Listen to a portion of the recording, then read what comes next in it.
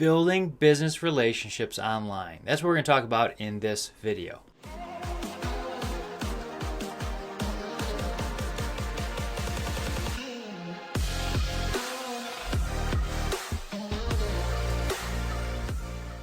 A lot of people sit there and think, well, I can't build business relationships online. Well, you can, and it takes a lot of effort.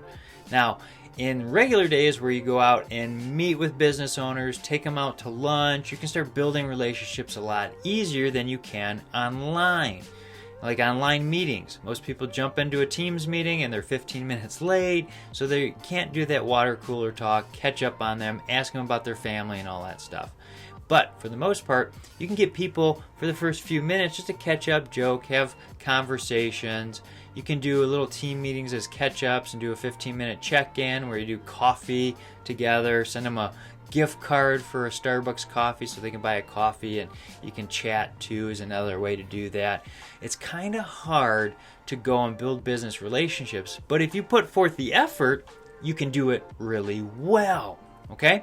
So that's just some of the ways you can do it on Teams meetings and whatnot. Send them gift cards, do check-ins, just do meetings just to catch up with people. And I know everybody's busy and they love these meetings because they can multitask and not pay attention, which is why they always go, oh, what did you say? Can you say that one more time?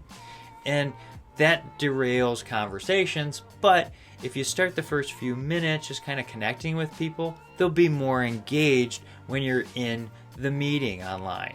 Okay? Now, how can you build that when you don't have a relationship with those people? Well, you can do the research. You can do LinkedIn.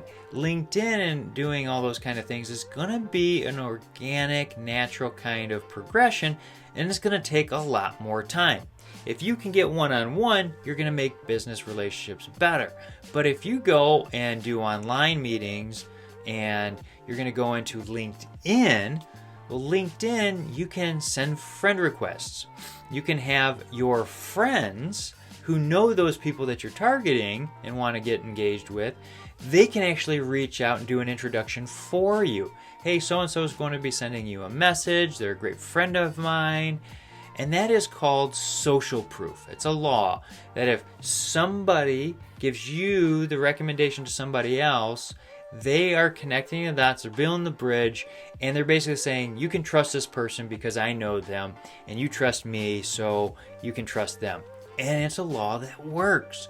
So having somebody else do that introduction, just doing a LinkedIn message saying, hey, nice to connect with you, and then start going in your sales speech is never going to grow your relationship with people.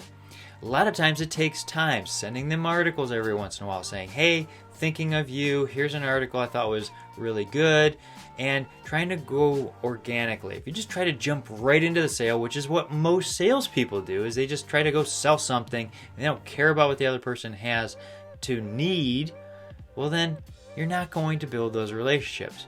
So you need to really focus in on the customer and what they need to be able to grow that relationship together. And it will take more time.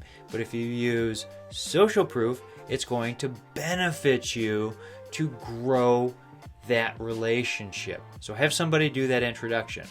Now you can also do reciprocity, which basically says, if I do something for you, you're automatically going to feel like you have to do something for me.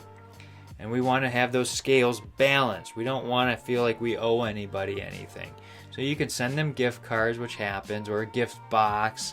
I mean, Giftology was a book about all sending different kind of gifts to set up those kind of first-time meetings if you want. You can do those things. A lot of times sales goes too overboard, sends too big of gifts or too extravagant.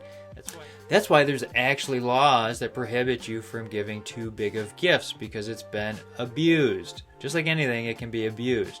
So when you're giving gifts, give them small gifts. Maybe it's a Starbucks card for having a cup of coffee, like I talked about earlier. And just start building that relationship slowly. It's going to take more time. It takes about 20 to 30 touches before someone's going to buy anymore, especially online. So it's going to take longer. It's going to be a marathon, not a sprint. So think about that when you're trying to grow your relationships. Now, if you have any more questions about that, feel free to reach out. contact information is below. It takes you to my website, gives you the contact for me. If this video is helpful, hit like, share, subscribe. Send to somebody you think it's going to benefit. That's why I do these videos, to help you. We'll see you next time.